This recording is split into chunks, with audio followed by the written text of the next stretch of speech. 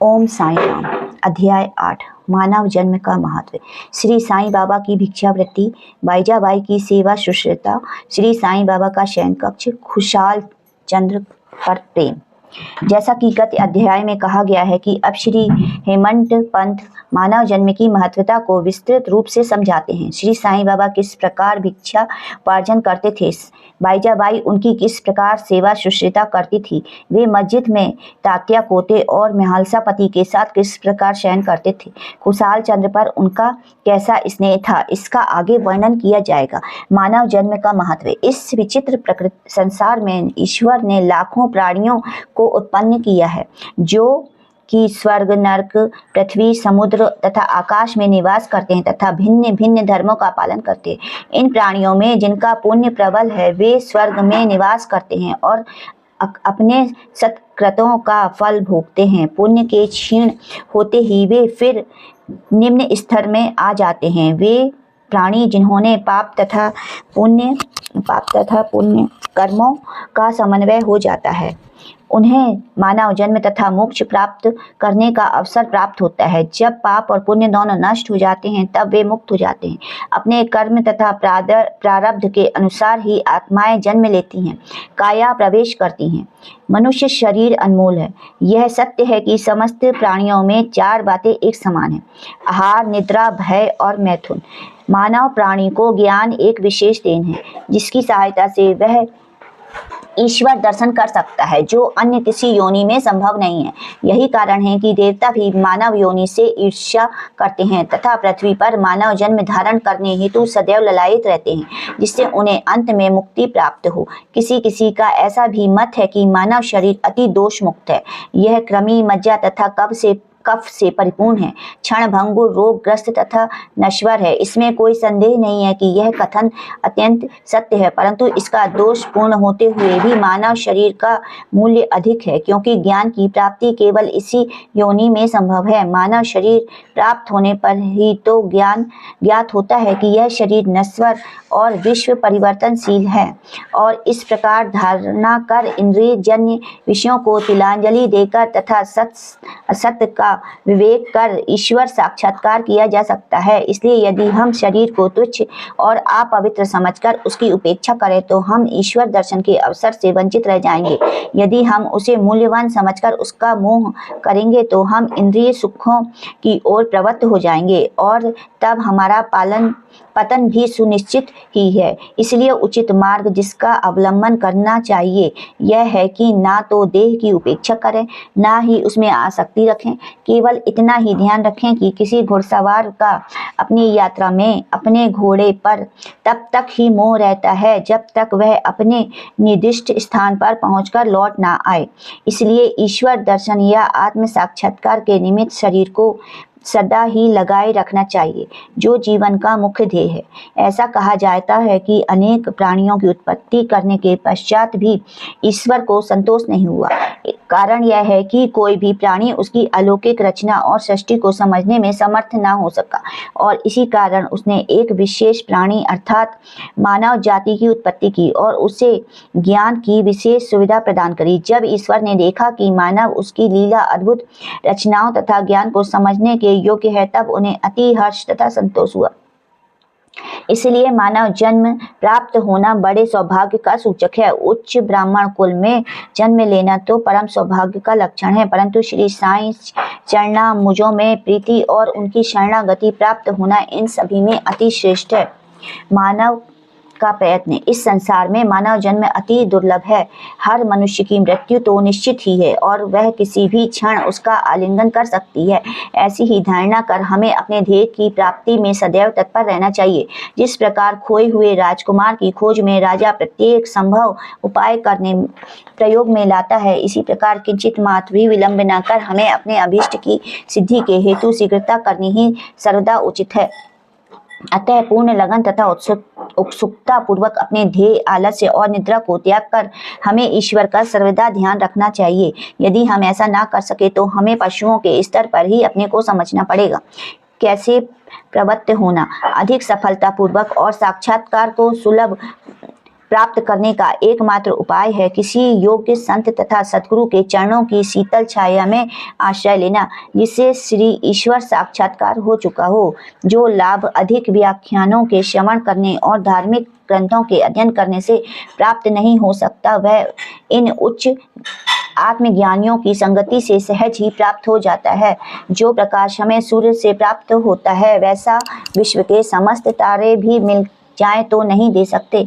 इसी प्रकार जिस आध्यात्मिक ज्ञान की उपलब्धि हमें सद्गुरु की कृपा से हो सकती है, वह ग्रंथों तथा उपदेशों से किसी संभव नहीं है। उनकी प्रत्येक गतिविधि, मृदुल भाषण, गुहा उपदेश, क्षमाशीलता, स्थिरता, वैराग्य, दान और परोपकारिता, मानव शरीर का नियंत्रण, अहंकार शून्यता आदि गुण जिस प्रकार वे इस पवित्र मंगल विभूति द्वारा व्यवहार में आते हैं, सत्संग द्वारा भक्त लोगों को उनके प्रत्यक्ष दर्शन होते हैं।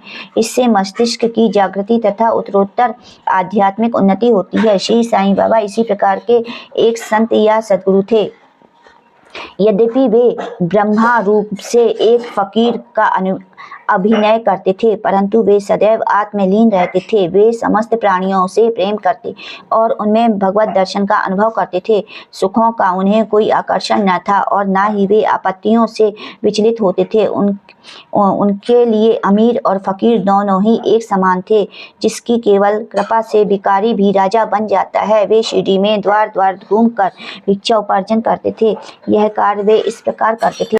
बाबा की भिक्षावृत्ति। शिरडी वासियों के भाग्य की कौन कल्पना कर सकता है कि जिसके द्वार पर ब्रह्मा भिक्षुक के रूप में खड़े रहकर पुकार करते थे, ओ माई एक रोटी का टुकड़ा मिले, और उसे प्राप्त करने के लिए अपना हाथ फैलाते थे। एक हाथ से वे सदा टमरेल लिए रहते थे तथा दूसरे में एक झोली। कुछ घरों में तो वे प्रतिदिन ही जाते थे और किसी किसी के द्वार पर केवल फेरी ही लगाते थे।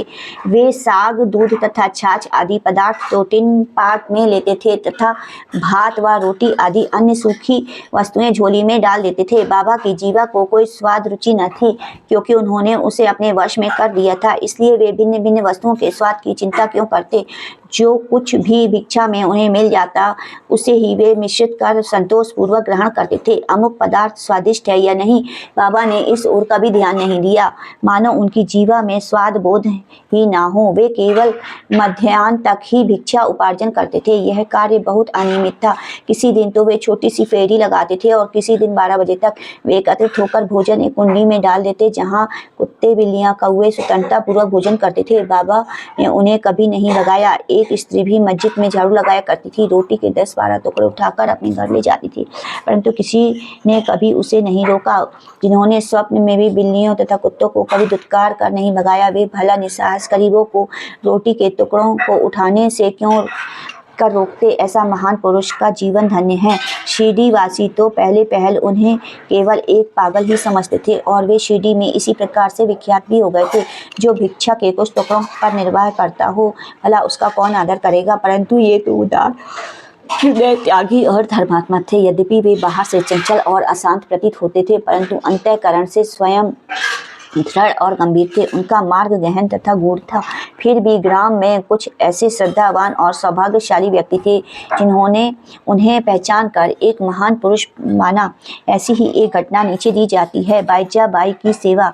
तात्या कोते की माता, जिनका नाम बाईजाबाई था, दोपहर के समय एक टोकरी में रोटी और भाजी लेकर जंगल को जाया करती थी। वे जंगल में कोसों दूर तक और बाबा को ढूंढकर उनके चरण पकड़ती थी। बाबा तो शांत और ध्यान मग्न बैठे रहते थे।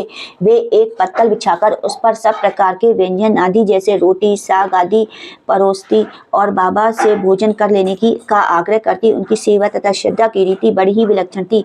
प्रतिदिन दोपहर को जंगल में बाबा को ढूंढना, भोजन के लिए आग्रह करना, उनकी इस सेवा और उपासना की स्मृति बाबा को अपने अंतिम क्षणों तक बनी रही। उनकी सेवा का ध्यान कर बाबा ने उनके पुत्र को बहुत लाभ पहुंचाया। माँ और बेटे दोनों ही फकीर पर दृढ़ निष्ठा थी। उन्होंने बाबा को सदैव ईश्वर के समान ही पूजा। बाबा उनसे कभी कभी कहा करते थे कि फकीरी ही सच्ची अमीरी है, उसका कोई अंत नहीं है। जिसे अमीरी के नाम से पुकारा जाता है वह शीघ्र ही लुप्त हो जाने वाली है। कुछ वर्षों के बाद बाबा ने जंगल में विचरना त्याग दिया। वे गांव में ही रहने लगे और मस्जिद में ही भोजन करने लगे। इस कारण बाईजाबाई को भी उन्हें जंगल में ढूंढने के कष्ट से छुटकारा मिल गया। तीनों का शयन कक्ष। वे संत पुरुष धन्य हैं जिनके हृदय में भगवान वासुदेव सदैव निवास करते हैं। वे भक्त भी भाग्यशाली हैं जिन्हें उनका सानिध्य प्राप्त होता है। ऐसे ही दो भाग्यशाली भक्त थे, तात्या कोते पाटिल और भगत मेहालसापति। दोनों ने बाबा के सानिध्य का सदैव पूर्ण लाभ उठाया। बाबा दोनों पर एक समान प्रेम रखते थे। ये तीनों महानुभाव मस्जिद में अपने सिर पूर्व, पश्चिम तथा उत्तर की ओर करते और एक केंद्र से दूसरे केंद्र के पैर से पैर मिलाकर शयन करते थे। बिस्तर में लेटे लेटे हो तो वे आधी रात तक प्रेम पूर्वक वार्तालाप और इधर उधर की चर्चाएं किया करते थे। यदि किसी को भी निद्रा आने लगती तो दूसरा उसे जगा देता। यदि तात्या खर्राटे लेने लगे तो बाबा शीघ्र उठकर उसे हिलाते और सिर पकड़कर जोर जोर से दबाते थे। यदि कहीं वह मेहालसापति हुए तो उन्हें भी अपनी ओर खींचते और पैरों पर धक्का देकर पीठ थपथपाते थे। इस प्रकार तात्या ने 14 वर्षों तक अपने माता पिता को ग्रह पर ही छोड़कर बाबा के प्रेम कश मस्जिद में निवास किया। कैसे सुहाने दिन थे वे, उनकी क्या कभी विस्मृति हो सकती है। उस प्रेम का क्या कहना। बाबा की कृपा का मूल्य कैसे आंका जा सकता है। पिता की मृत्यु होने के पश्चात तात्या पर घर बार की जिम्मेदारी आ पड़ी, इसलिए वे अपने घर आकर रहने लगे। राहता निवासी खुशहाल चंद्र। शिरडी के गणपत तात्या कोते को बाबा बहुत ही चाहते थे। वे राहता के मारवाड़ी सेठ श्री चंद्रभान को भी बहुत प्यार करते थे। सेठ जी का देहांत होने के उपरांत बाबा उनके भतीजे खुशहाल चंद्र को भी अधिक प्रेम करते थे। वे उनके कल्याणार्थ भी दिन रात फिक्र किया करते थे। कभी बैलगाड़ी तो कभी तांगे तो कभी अंतरंग मित्रों के साथ राहता को जाया करते थे। ग्रामवासी बाबा के गांव के फाटक पर आते ही उनका अपूर्व स्वागत करते थे। उन्हें प्रणाम कर बड़ी धूमधाम से गांव ले जाया करते थे। खुशहाल चंद्र बाबा को अपने घर ले जाते थे और कोमल आसन पर बिठाकर उत्तम सुस्वाद भोजन कराते थे। आनंद तथा प्रसन्न चित्त से कुछ देर तक वार्तालाप किया करते थे। फिर बाबा सबको आनंदित कर और आशीर्वाद देकर शिरडी वापस लौट आते थे। एक ओर राहता दक्षिण में तथा दूसरी ओर नीम गांव उत्तर में था। इन दोनों ग्रामों में मध्य में शिरडी स्थित है। बाबा अपने जीवन काल में कभी भी इन सीमाओं के पार नहीं गए। उन्होंने कभी रेलगाड़ी नहीं देखी, ना ही उन्होंने उसमें प्रवास किया, परंतु फिर भी सब गाड़ियों के आवागमन का समय ठीक ठीक ज्ञात रहता था। जो भक्तगण बाबा से लौटने की अनुमति मांगते और आदेशानुसार चलते वे कुशलता पूर्वक घर पहुंच जाते थे, परंतु इसकी विपरीत जो अवज्ञा करते उन्हें दुर्भाग्य तथा दुर्घटनाओं का सामना करना पड़ता था। इस विषय में संबंधित घटनाओं और अन्य विषयों का अगले अध्याय में विस्तार पूर्वक वर्णन किया जाएगा। विशेष इस अध्याय के नीचे दी हुई टिप्पणी बाबा के खुशहाल चंद्र पर प्रेम के संबंध में है। इस प्रकार उन्होंने काका साहेब दीक्षित को राहता जाकर खुशहाल चंद्र को लिवा लाने के लिए कहा और उसी दोपहर को खुशहाल चंद्र से स्वप्न में शिरडी आने को कहा। इसका उल्लेख यहाँ नहीं किया गया है क्योंकि इसका वर्णन इस सच्चरित्र के 30वें अध्याय में किया जाएगा। श्री सद्गुरु साईं नाथ पर्णमस्तु शुभम भवतु। 8वां अध्याय समाप्त। बोलो 8वां अध्याय समाप्त। सच्चिदानंद सद्गुरु साईनाथ महाराज की जय।